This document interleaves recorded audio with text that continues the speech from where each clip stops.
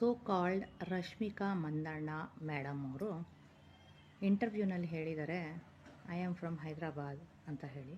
So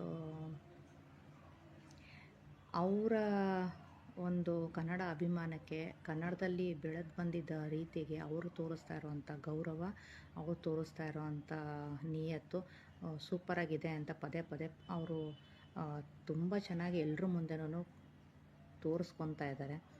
so ಅದು ಒಂದು ಕಡೆ ಆದರೆ, ಇವ್ರನ್ನ ಇಷ್ಟೊಂದೆಲ್ಲ ತಲೆ ಕೆಡಿಸ್ಕೊಂಡು ಟ್ರಾಲ್ ಮಾಡಬೇಕಾ ಅನ್ನೋದು ಇನ್ನೊಂದು ಕಡೆ.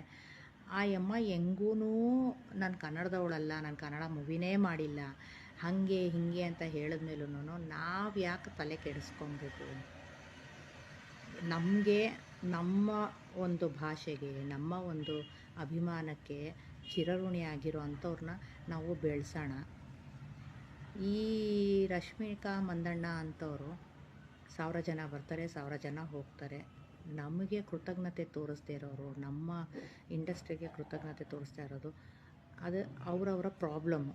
ಸೊ ಅವ್ರನ್ನ ಜಾಸ್ತಿ ತಲೆ ಕೆಡಿಸ್ಕೊಳ್ದೆ, ನೀವು ಹೈದ್ರಾಬಾದಲ್ಲಾದರೂ ಇರಿ, ಮುಂಬೈಯಲ್ಲಾದರೂ ಇರಿ, ಅಮೇರಿಕಾದಲ್ಲಾದರೂ ಇರಿ, ಲಂಡನ್ನಲ್ಲಾದರೂ ಇರಿ ಅಂತ ಹೇಳಿ ಕೈ ಮುಗಿದು ಕಳಿಸ್ಕೊಡ್ಬೇಕು ಬಿಟ್ಟು, ಅಯ್ಯಮ್ಮ ಹಂಗಂತೆ ಹಿಂಗಂತೆ ಅಂತ ತಲೆ ಕೆಡಿಸ್ಕೊಳಕ್ಕೆ ಹೋಗ್ಬಾರ್ದು. ಬೆಳೆಯೋ ಅಂಥವ್ರು ಕಲಾವಿದರು ಇನ್ನೂ ಎಷ್ಟೋ ಜನ ಇದ್ದಾರೆ.